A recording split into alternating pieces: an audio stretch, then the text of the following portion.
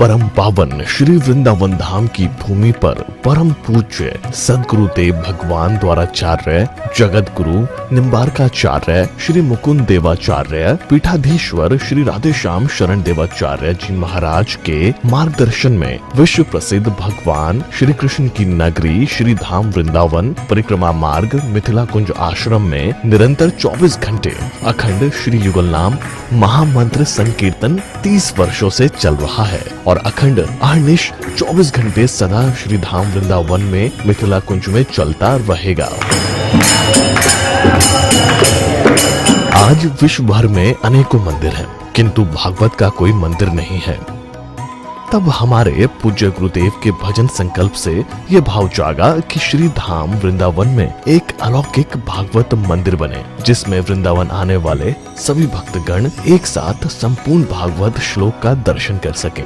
सदगुरुदेव के इस भाव को साक्षात करने के लिए विश्व में प्रथम बार श्री धाम वृंदावन मिथिला कुंज आश्रम में श्रीमद् भागवत महापुराण के 18,000 श्लोक शिलालेख लिखित भव्य दिव्य श्रीमद् भागवत महापुराण मंदिर बनने जा रहा है। आप सब भी इस दिव्य भागवत मंदिर में अपना तन मन धन से सहयोग कर श्री धाम वृंदावन में अक्षय पुण्य प्राप्त करें। एक श्लोक शिलालेख की सेवा राशि मात्र 5100 रुपए है, जिसमें आपके नाम से एक श्लोक शिलालेख पर लिखा जाएगा। इसी प्रकार से आप 2 श्लोक की दान राशि 11,000 रुपए, 5 श्लोक की दान राशि 25,000 रुपए, 11 श्लोक की दान राशि 51,000 रुपए और 21 श्लोक की राशि है 1,01,000 रुपए देकर अनंत पुण्य के भागी बन सकते हैं। कहा गया है कलयुग केवल नाम आधारा। हम सब भी श्री धाम वृंदावन में अपने नाम से या अपने पूर्वजों के नाम से या घर में समस्त विघ्न बाधाओं को दूर करने के लिए श्री धाम वृंदावन में अखंड संकीर्तन कराने का अलौकिक पुण्य प्राप्त कर सकते हैं। साथ ही आपके द्वारा प्रदान किया गया सेवा राशि से हरि नाम संकीर्तन के साथ साथ संतों का भोजन एवं गौ माता के लिए गौग्रास समर्पित किया जाएगा।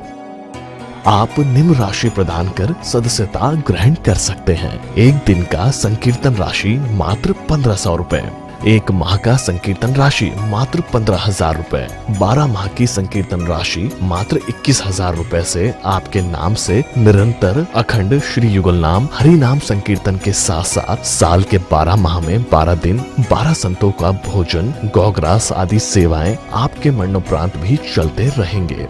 अतः आप एक छोटा सा संकल्प लेकर हमसे जुड़ सकते हैं और श्री धाम वृंदावन मिथिला कुंज आश्रम में आप आजीवन सदस्य रहेंगे। आप वृंदावन में जब भी आएंगे तो आपके रहने की निशुल्क व्यवस्था रहेगी। Account number 1588505001309।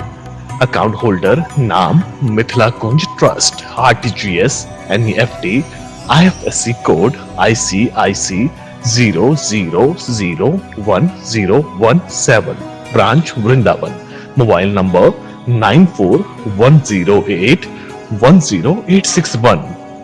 UPI Mithila Kunj trust @ICICI। ये संस्था 80G के अंतर्गत कर मुक्त है, जिसके द्वारा आप अपने दान पर टैक्स की छूट प्राप्त कर सकते हैं। आपके दान राशि की रसीद आपको बाय पोस्ट संस्था द्वारा भेजी जाएगी। साथ में आपको संस्था का प्रमाण पत्र भी दिया जाएगा। आइए हम सब मिलकर इस दिव्य भागवत मंदिर में अपना तन मन धन से सहयोग कर श्री धाम वृंदावन में एक अलौकिक भागवत श्लोक मंदिर का निर्माण करें। अधिक जानकारी के लिए संपर्क करें और मिथिला कुंज आश्रम से जुड़ने के लिए फेसबुक, यूट्यूब और इंस्टाग्राम मिथिला कुंज ऑफिशियल पेज को फॉलो करें।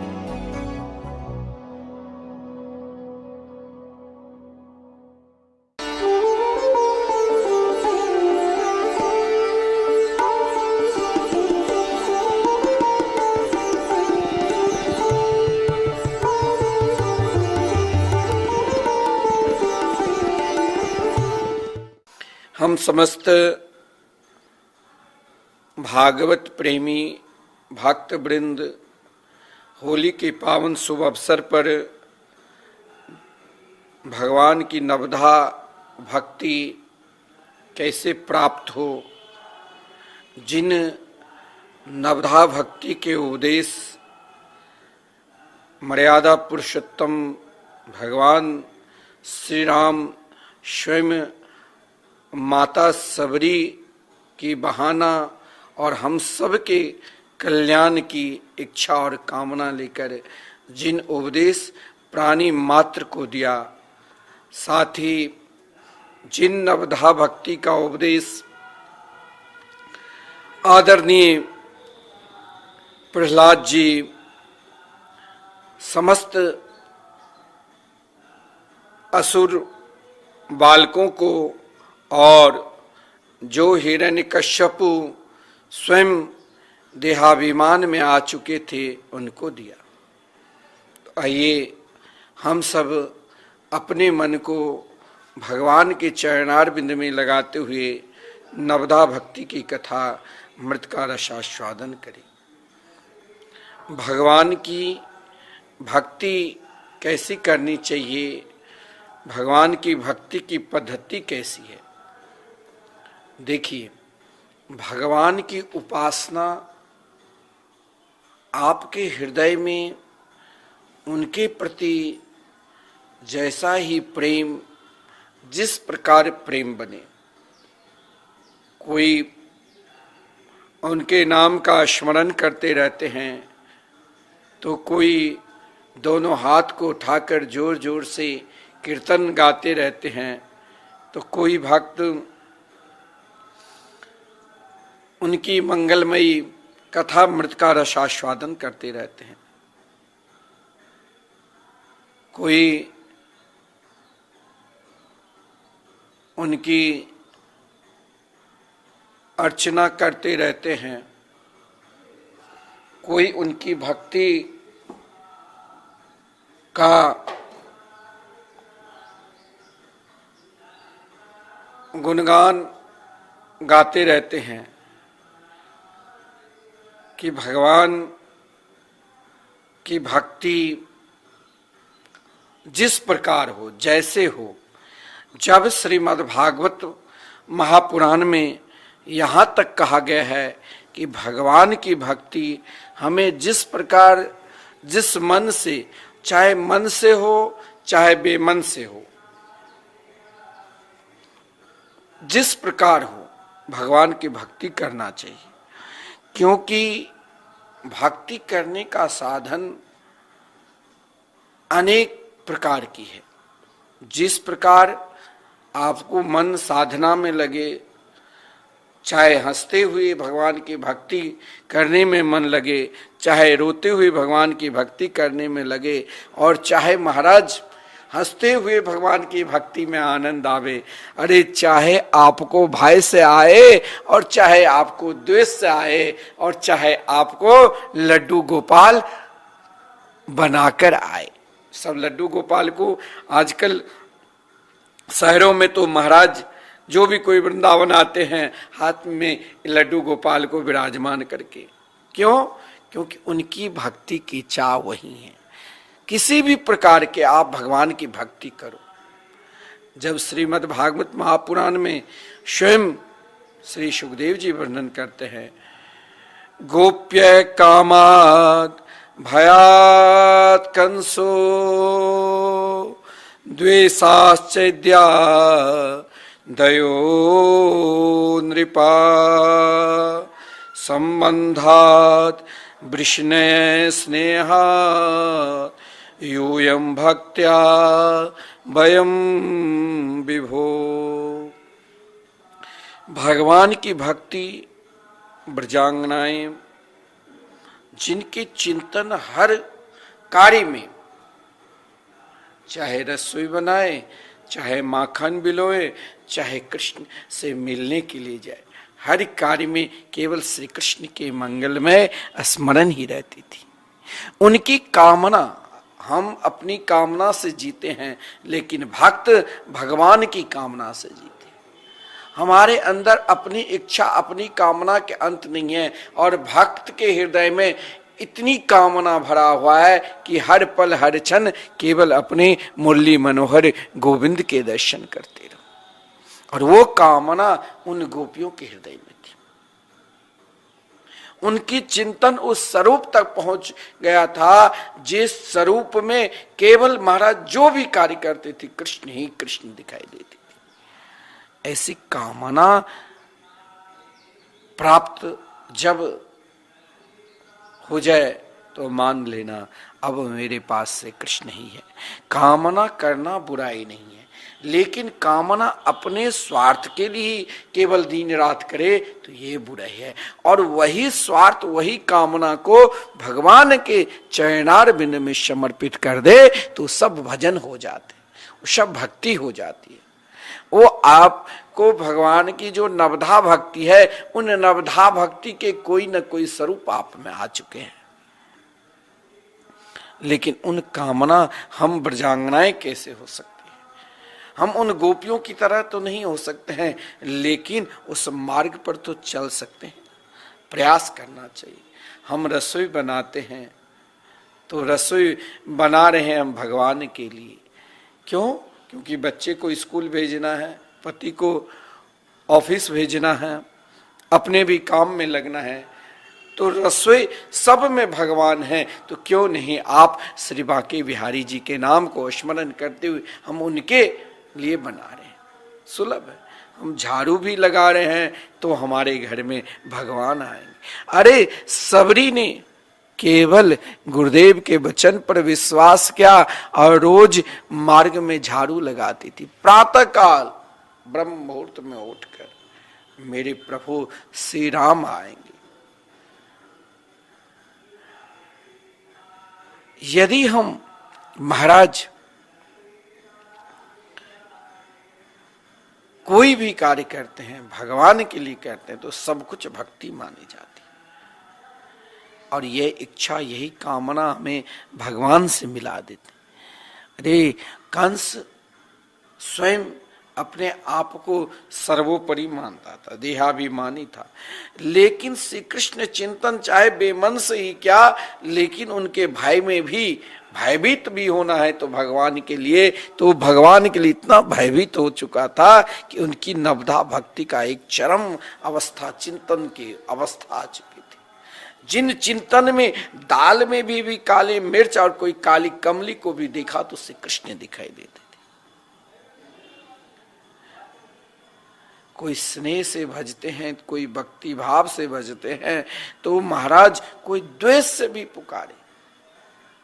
महाराज हम दूसरों के ऊपर द्वेष करते हैं, मत्सर करते हैं, लेकिन शिशुपाल ने किससे क्या, भगवान से तो सायुज मुक्ति प्राप्त कर ली। हमें तो भगवान में समर्पित होना है। अरे हिरण्यकश्यपु के भाई हिरण्याक्ष मारा गया भगवान के द्वारा, तो हिरण्यकश्यपु ने द्वेष किससे कर ली, भगवान से। और तब तक द्वेष करके रखा जब तक भगवान के गोद में नहीं मर गए।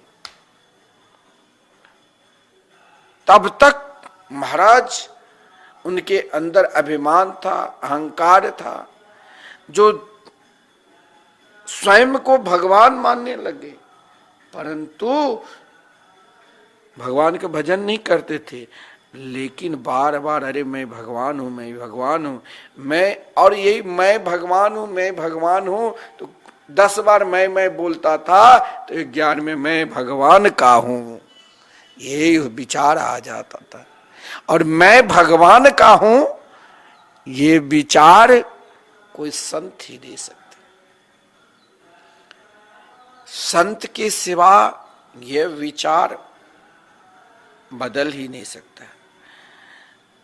तो चलो प्रहलाद जी ने प्रेरणा दी कि भगवान जड़ में भी है, तो हिरण्यकश्यपु ने उन खंबे को तोड़ा तो भगवान प्रकट हुए। लेकिन प्रहलाद जी भी कहां से आए? भक्ति 2 प्रकार की होती। एक, आप ऐसा नहीं किसी से कह सकते हो कि भगवान के नहीं भजन करते हैं। आपको क्या पता वो हमसे भी कई गुना अधिक भगवान के भजन करते होंगे। वो भगवान के कोई प्रिय, अति प्रिय, श्रेष्ठ कोई भक्त होंगे। जो भक्त कई प्रकार के होते। एक, हम वृंदावन आते हैं, वृंदावन में आकर भगवान की भक्ति करते हैं, परिक्रमा लगाते हैं, कीर्तन गाते हैं, कथा श्रवण करते हैं, लोग बोलते हैं भाई भगवान की बहुत भक्ति कर रहे हैं। एक महाराज उस उच्च कोटि तक पहुंच जाते हैं जिसको पहचानना आपको मुश्किल है। वो भक्त तो महाराज अहरनिशम भगवान के चिंतन करते रहते। हिरण्यकश्यपु ने महाराज, हिरण्यकश्यपु भगवान के चिंतन कैसे किया, किस प्रकार किया? हिरण्यकश्यपु की चिंतन भी अलौकिक था। भाई हिरण्यकश्यपु के कौन सा अलौकिक चिंतन था? क्योंकि हिरण्यकश्यपु की अलौकिक चिंतन ये कोई महापुरुष ही समझ सकता। हिरण्यकश्यपु का चिंतन आप देखना है तो हिरण्यकश्यपु की पत्नी भक्ति स्वरूपा परम विदुषी कयाधु माता को देखना चाहिए, जो महाराज श्री प्रहलाद जी के माता कयाधु, जिनके रोम रोम से भगवान नाम निकलते हैं, वो ऐसी दीवानी थी प्रभु में जो अहरनिशम नास्तिक मान से नास्तिक को भी भगवान नाम निकाल सकती थी। जो अपने जीवन में स्वयं को महाराज भगवान मानते थे, वो दूसरों को भगवान मानते ही नहीं थे हिरण्यकश्यपु। लेकिन माता कयाधु तो महाराज ऐसी परम प्रिय भक्ता थी जो हिरण्यकश्यपु जैसे दुर्दांत, हिरण्यकश्यपु जिसने महाराज प्रतिज्ञा कर ली जब उनके भाई हिरण्याक्ष मारा गया कि चाहे कुछ भी हो जाए मैं बिल्कुल नहीं छोड़ूंगा नारायण को। और महाराज तपस्या करने के लिए हिरण्यकश्यपु अपने परिवार को सभी को सांत्वना देकर और चले गए कहाँ? तो मंदराचल पर्वत पर। और मंदराचल पर्वत पर तपस्या करने के लिए जा रहे हैं। और इधर महाराज समस्त देवता सब के सब घबरा गए। घबरा कर समस्त देवता ने सोचा भाई पहले हिरण्यकश्यपु महादुर्दांत और तप करके और भी महाराज अमर होने के लिए जा रहे हैं, अब क्या करूं, इनकी तप नष्ट हो जाए। जिस कारण देवताओं ने महाराज अपने गुरुदेव बृहस्पति के शरण में आए। बृहस्पति जी के शरण में आए तो बृहस्पति जी से देवताओं ने जब प्रार्थना की तो बृहस्पति जी तो अहरनिशम 24 घंटे अहरनिशम भगवान नाम के जाप में लगे रहते थे। मैं आपको रोज इसलिए कह रहा हूं कि हमें भगवान का होना है। अब भगवान के होने के लिए हमें क्या करना है? तो श्रीधाम वृंदावन निष्ठ होना है। जब आप श्रीधाम वृंदावन निष्ठ हो जाएंगे तो स्वयं वृंदावन आपको कृपा करेंगे। और वृंदावन में क्या कृपा है आप ना जाने कितने ही बार श्रीधाम वृंदावन आ चुके होंगे, नहीं आए होंगे तो कितने बार सुने होंगे।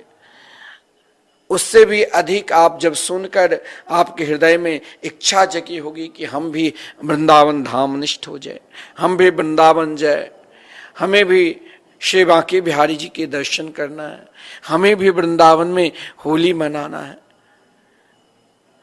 लेकिन वृंदावन में आकर भी आपके हृदय में तनिक भी भगवान के भजन करने का मन नहीं हो तो समझ लेना कोई संत की कृपा नहीं, कोई महापुरुषों की कृपा नहीं है और धाम की कृपा नहीं है।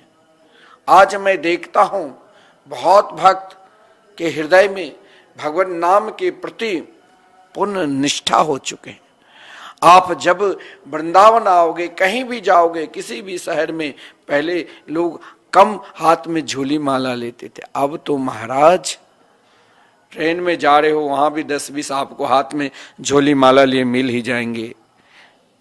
हरे कृष्ण कृष्ण कृष्ण हरे हरे, हरे राम राम राम हरे हरे जाप करते हुए, राधे कृष्ण कृष्ण कृष्ण राधे राधे, राधे श्याम श्याम श्याम राधे राधे जाप करते हुए। सब को छोड़ सकता है लेकिन वो झूली माला को नहीं, क्योंकि उनके ऊपर नाम भगवान की कृपा है, उनके ऊपर संत की कृपा है। आप वृंदावन में आओगे, वृंदावन में आप चाहोगे कि हम नाम नहीं ले सकते हैं भगवान का, हो सकता है क्या? अरे महाराज, आप चाहे कुछ भी कर लो, 2-4 बार आपके मुख से 24 घंटे में 10-20 बार श्री राधे नाम निकल ही जाएंगे। ये धाम की कृपा है। स्वयं धाम में ऐसे ऐसे अंतर्निष्ठ महात्मा विराजमान है जो प्रत्यक्ष चाहे अप्रत्यक्ष आपको भगवान नाम लिवा कर ही छोड़ेंगे। आप चाहोगे भी कि हम नहीं लेंगे, तब भी आपको, अगर रिक्शा पर बैठोगे, रिक्शे वाले भी संत रूप में आकर कहेंगे भैया राधे राधे कहां जाना, आपको नाम लिवाकर ही छोड़ेंगे। और अगर आप नामनिष्ठ हो जाते हैं तो फिर आपके घर में जरूर कोई ना कोई भगवान के परम प्रिय नाम जापक प्रहलाद आएंगे, और श्री प्रहलाद जी जैसे समस्त आसुर कुल को उद्धार कर दिए और भगवान नाम में रत लगा दिए, वैसे ही अगर आप भगवान नाम अनिष्ठ है तो घर में ऐसे कोई जरूर एक दिन नाम जापक आएंगे और अपने समस्त महाराज कुल को पवित्र करेंगे। यह है भगवान नाम की महिमा, यह है नवधा भक्ति की महिमा। नवधा भक्ति की महिमा यही श्रेष्ठ है जो भगवान नाम के प्रति आपकी रुचि हो जाए। आज मैं देखता हूं कि श्री धाम वृंदावन में जो मिथिला कुंज श्री राधा मोहन बिहारी मंदिर विराजमान है, परिक्रमा मार्ग अटल वन में, जहां निरंतर 24 घंटे लगातार 30 वर्षों से संकीर्तन चल रहे हैं। हमारे पूज्य गुरुदेव सभी को इसी उद्देश्य से ये कीर्तन चल रहे हैं कि सब भगवान से जुड़े। और आज आप लोग इतने जुड़े हैं जो 30 वर्षों से, जो 24 घंटे 1 मिनट के लिए, 1 पल के लिए नहीं बंद होता है, चलता रहता है।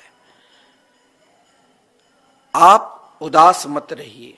आपके घर में कोई बीमार है तो आप उदास हो जाते हैं, नहीं, आप उनके लिए, जैसे आप डॉक्टर के फीस देकर महाराज उनकी इलाज कराते हैं, वैसे उनके कल्याण के लिए आप एक औषधि दो, भवो सदा चोत्र मनोभिरामात, जो उनको आराम मिले, स्वस्थ रहे।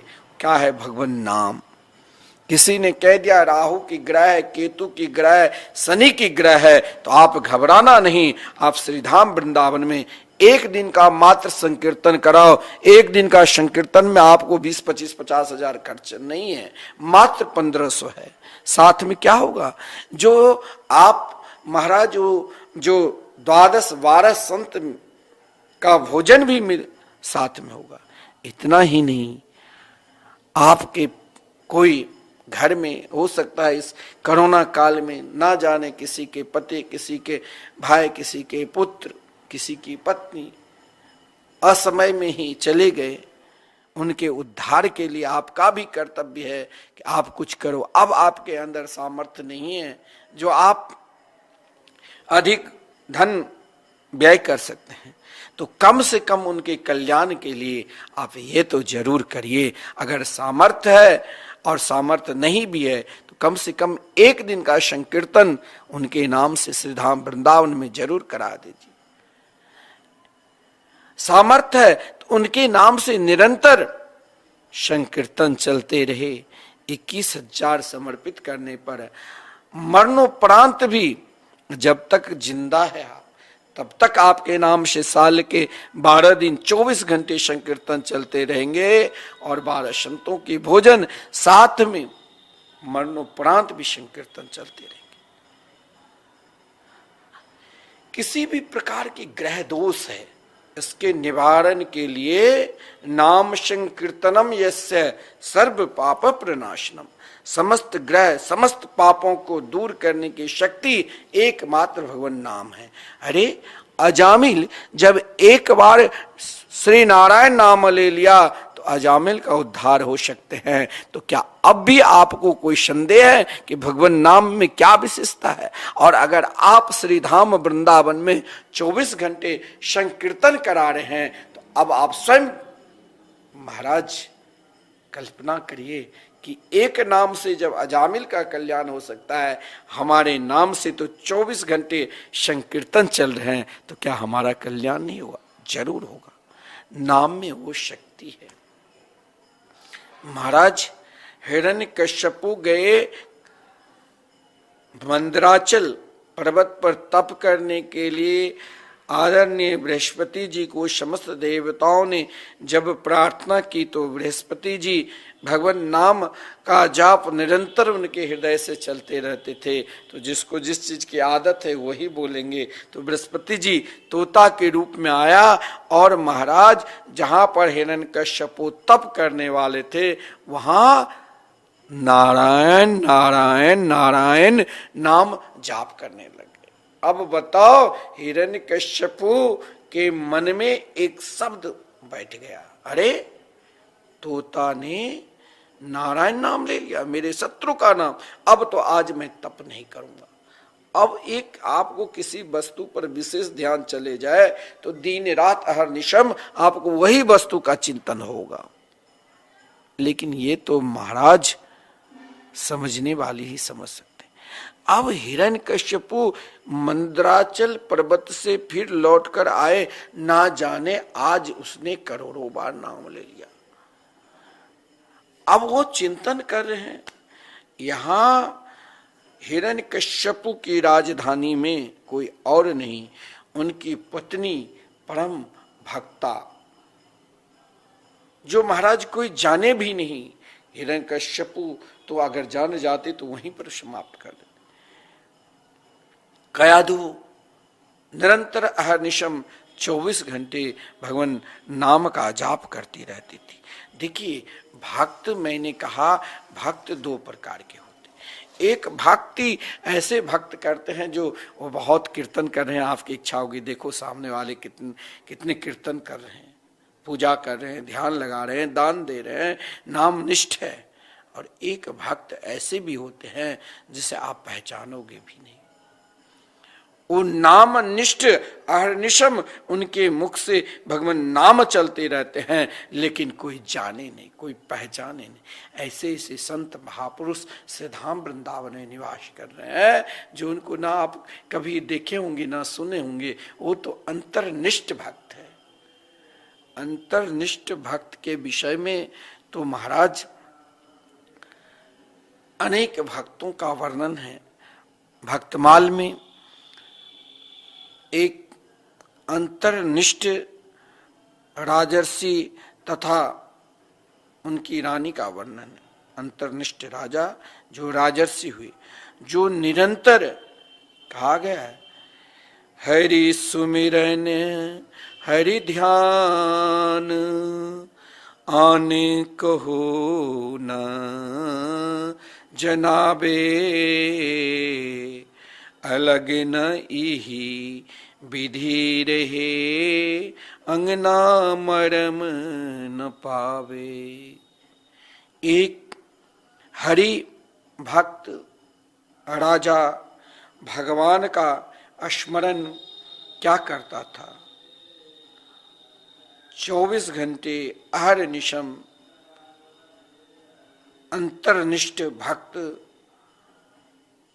राजा निरंतर भगवान की स्मरण करते रहते थे। लेकिन उनका स्मरण, उनका चिंतन, उनकी पूजा, उनका ध्यान, उनके भगवत भक्ति कीर्तन कोई जाने नहीं। क्योंकि महाराज वो राजा भक्त अंतर्निष्ठ,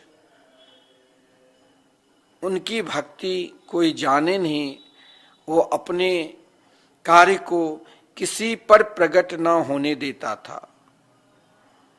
वो अपनी धर्म पत्नी से अलग नहीं रहता था। दोनों पति पत्नी साथ में हैं, लेकिन पत्नी को भी नहीं पता कि मेरे पति अनन्य भक्त है।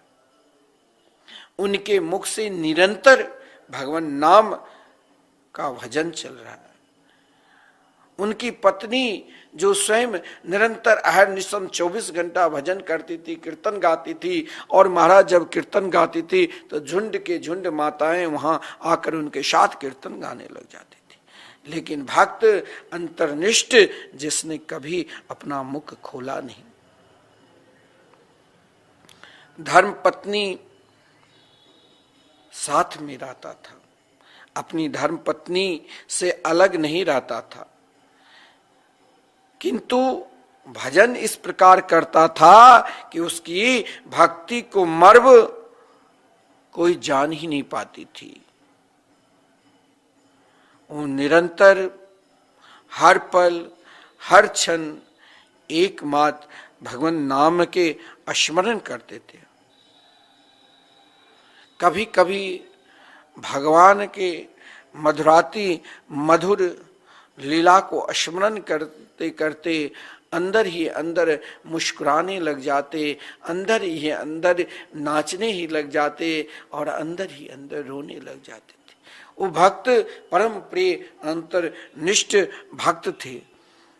उनकी महिमा को कोई जाने नहीं, कोई पहचाने नहीं। अरे स्वयं उनकी पत्नी को भी मालूम नहीं कि मेरे पति इतने बड़े परम प्रिय भक्त है, जिसके कारण वो स्वयं अंदर अंदर दुखी रहती थी। हे भगवान, मैं दिन रात ठाकुर जी की पूजा करती हूँ, आरती उतारती हूँ, भोग लगाती हूँ, रिझाती हूँ, कीर्तन गाती हूँ, लेकिन मेरे पति को भी भगवान अपने चरणार बिंद में लगा दो। उनको ये सब नहीं मालूम कि मेरे प्रति निरंतर प्रभु के स्मरण करें। वो तो भगवान से यही प्रार्थना करते थे, उनको नहीं कुछ पता। वो बाहरी परम भक्ता थे, बाहर से खूब भजन पूजन करती थी, लेकिन वो अभी तक अपने पति को नहीं पहचाना।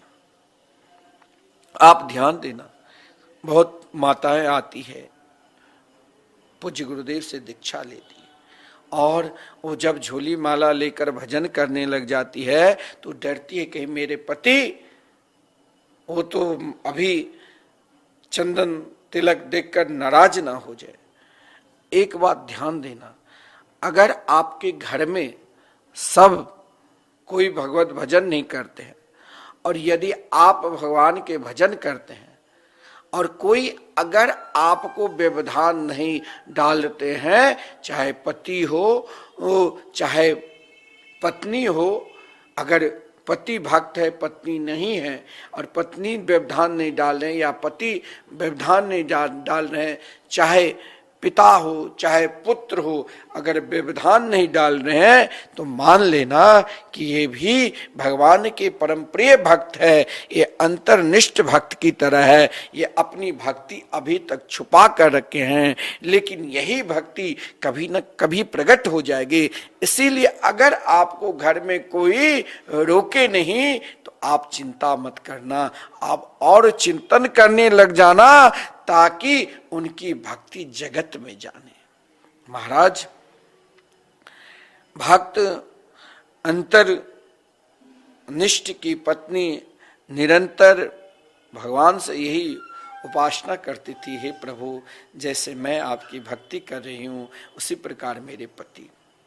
कभी कभी भक्त अंतर्निष्ठ मुस्कुराने लग जाते थे, क्योंकि वो जानते थे इनकी भक्ति प्रत्यक्ष है, हम तो छुपा कर करते हैं।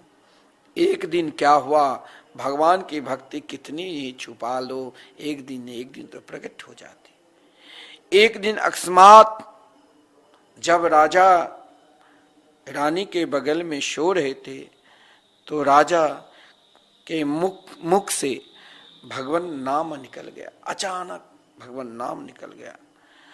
रानी को जब ये मालूम हुई, रानी उस समय जगी हुई थी और राजा को अचानक रात्रि में भगवान के कोई दिव्य मधुर लीला देखा कि प्रिया प्रीतम होली उत्सव मना रहे हैं। श्री कृष्ण राधा रानी की ओर रंग छिड़क रहे हैं। श्री राधा रानी श्री कृष्ण की ओर चारों तरफ अष्ट सखी ब्रजांगना विराजमान हैं। वो भाव को देखकर जोर से जय जय श्री राधे बोले। जो ही भगवान नाम लिया, पत्नी ने सुन लिया, रे मैंने नाम जाप की, मैंने पूजन की, मैंने कीर्तन की, आज उसका फल, आज मेरे पति अपने जीवन में प्रथम बार भगवान नाम लिया, अब तो जरूर भगवान नाम लेंगे। से राजा महाराज सोए हुए थे। रानी को जब यह भाव रानी ने देखा तो रानी को मालूम हुआ, तो बड़ी प्रसन्नता हुई। आनंद में भरकर उसने बहुत सा धन महाराज राजा पे न्यौछावर करके गरीबों में लुटा दिया। रानी हर्ष के कारण पूछने पर आज महाराज रानी के हृदय में इतने उत्साह और प्रेम भरा, जो राजा ने कहा, रानी आज कौन से घर में उत्सव है, कौन से उत्सव मना रही हो, जो महाराज आज सुबह से ना जाने कितने लोग आ रहे हैं, आप मेरे ऊपर निछावर करके खूब लुटा रही हो, कारण क्या है? रानी पहले कुछ बता नहीं रही थी। रानी चुप है। राजा बार बार जब कहा तो रानी से हर्ष का कारण जब भक्त अंतर्निष्ठ राजा ने पूछा, तो रानी पूछने पर कहा कि हे राजन, हे राजर्षि, मैं क्या बताऊं, कुछ नहीं, रहने दो, आज मेरे हृदय में प्रसन्नता है। फिर भी रानी के हर्ष को देखकर बार बार राजा ने पूछा, बताओ।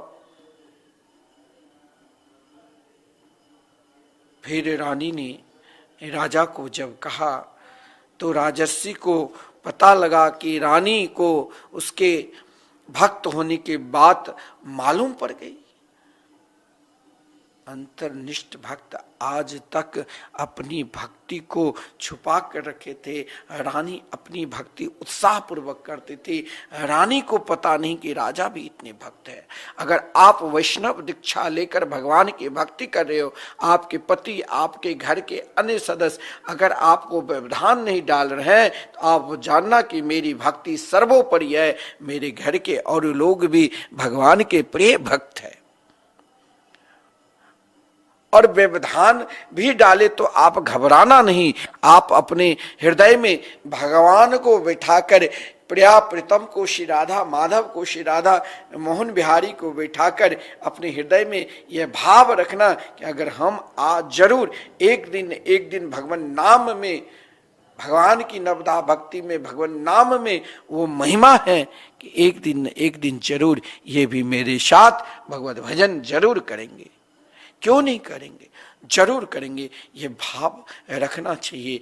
लेकिन राजा को जब मालूम पड़ा कि आज रानी को पता चल गया कि मैं भक्त हूं और मेरे भक्ति के विषय में इनको मालूम हो गए, राजा को बहुत चिंता में पड़ गया और रानी से बोला, आज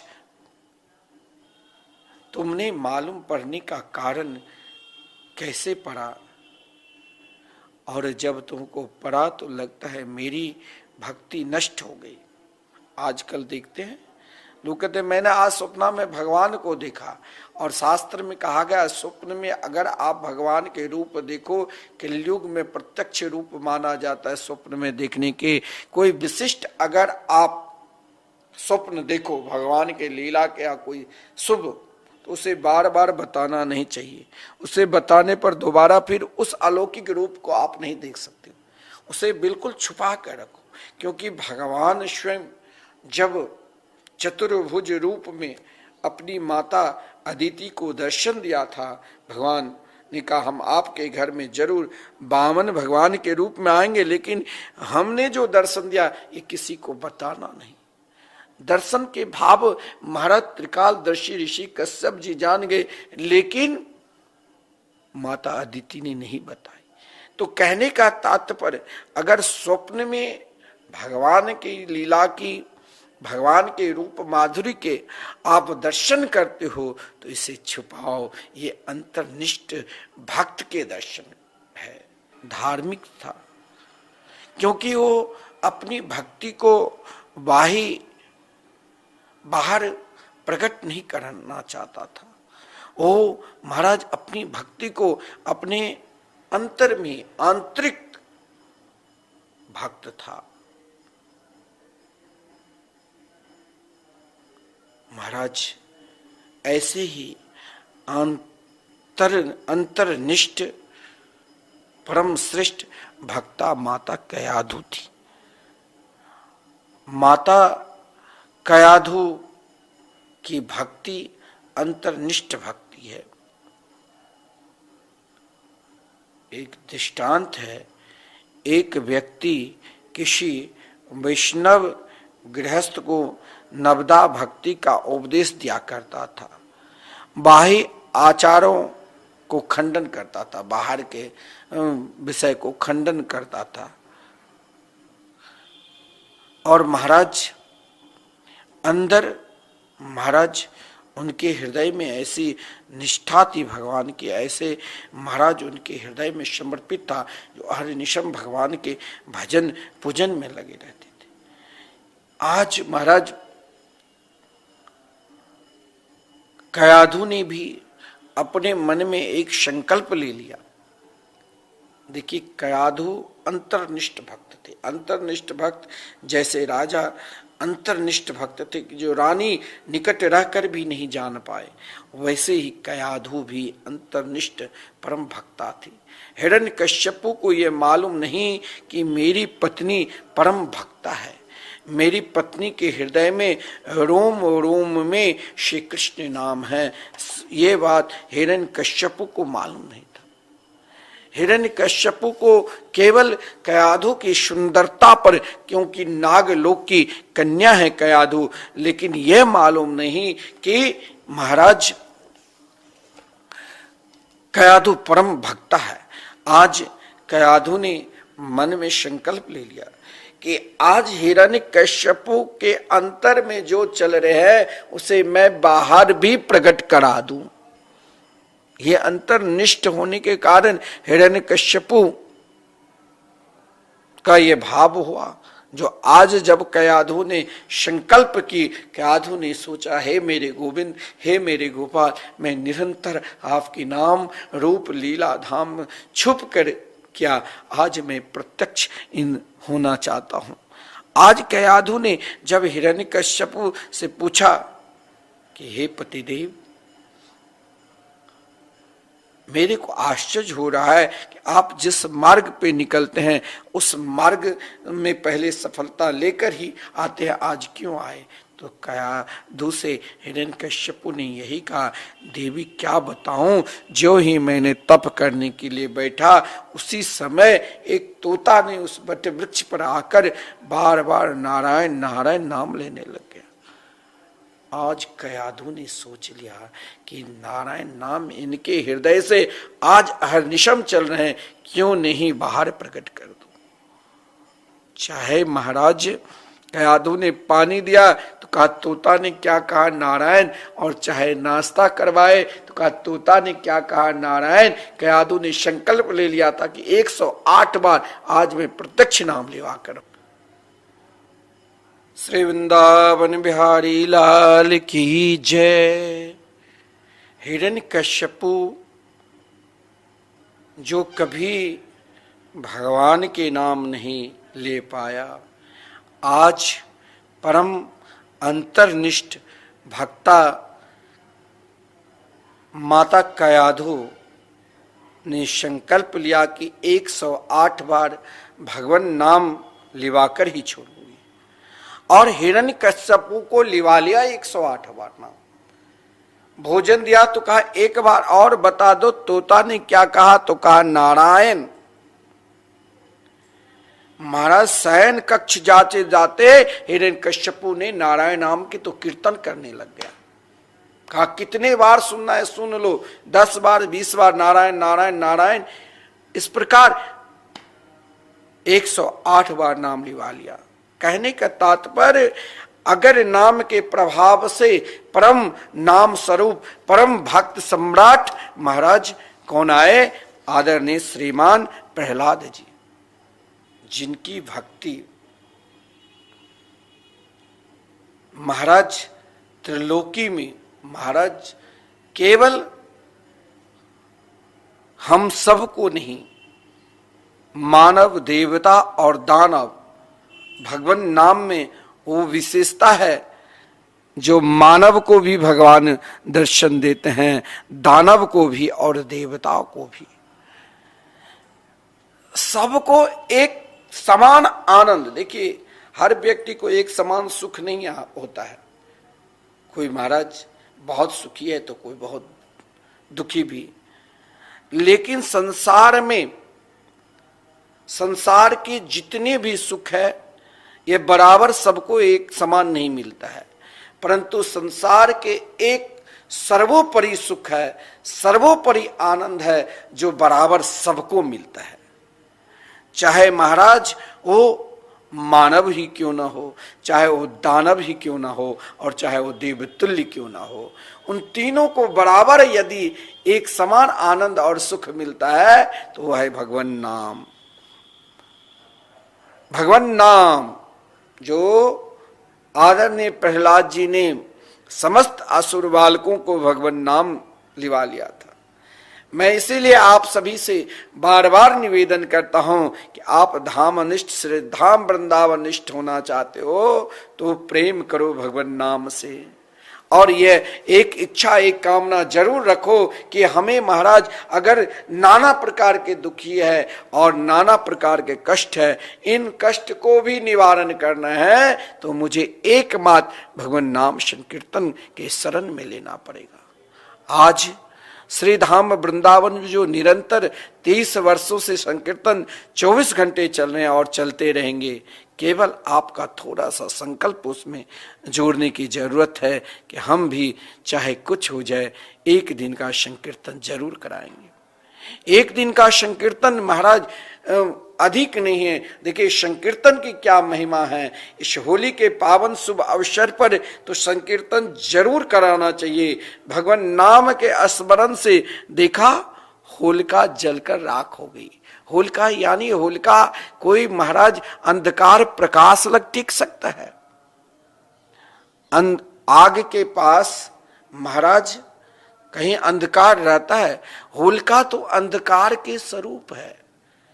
होलिका अंधकार के स्वरूप है, होलिका अधर्म के स्वरूप है, होलिका पाप के स्वरूप है, और पाप अधर्म भगवान नाम के निकट जा ही नहीं सकते हैं।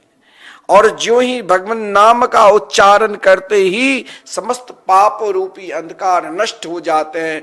होलिका ने अब भगवान नाम जाप करने वाले परम महाराज नाम तत्व के मर्मज्ञ आदरणीय श्रीमान प्रहलाद जी को गोद में बिठाया तो प्रहलाद ने कहा अब तो मैं तुम्हें अपने रंग में रंग दूंगा। बोले कैसे? तो बोले मैं तुम्हें धूल बना दूंगा और ये धूल तुम कृष्ण नाम के रंग में चारों ओर उड़ोगी। एक क्षण के लिए नाम जापक की शरण में गोद में बिठाया तो होलिका जलकर राख हो गई। उसने कहा अब मुझे इस अंधकार पाप रूपी अंधकार में नहीं रहना है, अब भगवान नाम की प्रकाश की धूल बनना है। तो वही धूल नहीं, जब आप होलिका जलाते हो तो वो धूल आप एक दूसरे पर छिड़कते हो, वो धूल नहीं, वो भगवान नाम की प्रकाश प्रहलाद जी डाल दिया। अधर्मी पापी भी अगर नाम जापक की संग करता है तो उनका भी कल्याण होता है, उनका भी उत्सव चलता है। और महाराज वो धूल बनकर एक दूसरे पर खिलते हैं। जो होलिका की कोई नाम नहीं लेता था, लेकिन नाम जापक के संग करने से देखा जो उन वहां लोग परिक्रमा लगाते हैं होलिका दहन की, उस धूल को मस्तक पर लगाते हैं। क्यों? क्योंकि एक क्षण के लिए महात्मा नाम जापक प्रहलाद जी के संग की। अब आप स्वयं विचार करना कि भगवान नाम कितने श्रेष्ठ है। आप स्वयं सोचना कि अब तक हमने जो कुछ किया है, बहुत तीर्थ गए, बहुत पुण्य किए, बहुत दान किए, लेकिन हमने अपने जीवन में कभी भगवान नाम का दान नहीं किया। अगर आप भी अपने जीवन में प्रकाश चाहते हो, अपने जीवन में उत्सव चाहते हो, अपने जीवन में जैसे होली मिलन समारोह लाना चाहते हो, तो आप भी एक उत्सव जो सदा निरंतर चलते रहे, वो क्या है? भगवान नाम। समस्त बाधाओं को, समस्त कष्ट को दूर कर देंगे। और इन बाधाओं को दूर करने के लिए, इन कष्ट को दूर करने के लिए एकमात्र भगवान नाम है। और हमें भी भगवान नाम की सहारा लेना चाहिए।